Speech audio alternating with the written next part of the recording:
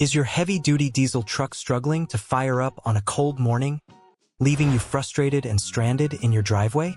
You could have a completely dead preheating element that is dragging the entire starting system down.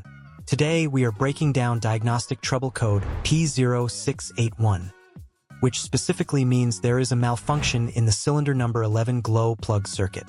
Unlike standard gasoline engines that use constant electrical sparks to ignite fuel, diesel engines rely entirely on extreme cylinder pressure and heat to create spontaneous combustion. When a massive diesel engine sits overnight and gets cold, the heavy metal cylinder head absorbs all the necessary heat generated during the initial cranking phase. To solve this cold start issue, diesels use pencil-shaped electrical heaters called glow plugs placed right at the combustion hotspot inside the cylinder head. The engine management computer grounds a timer module, which powers a heavy-duty relay, sending a massive surge of electricity to these plugs so they glow red-hot for just a few crucial seconds. This provides the exact burst of extreme heat needed to ignite the freezing cold diesel fuel. When the main computer detects that the electrical circuit for the glow plug on cylinder number 11 is failing to heat up properly, it triggers this trouble code. The symptoms might seem relatively subtle at first if only one single plug is bad, but during freezing winter weather, you will definitely notice them. Your engine will be very hard to start or might refuse to turn over entirely.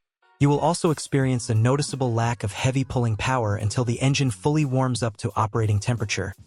Engine hesitation when you try to accelerate from a stop, a rough idle caused by a cold cylinder misfire, and the preheat indicator light on your dashboard might stay on or fail to light up entirely. The usual suspects for this specific diagnostic code are a burned-out glow plug in cylinder number 11, an open or shorted electrical circuit, a damaged wiring connector, or a failing glow plug control module.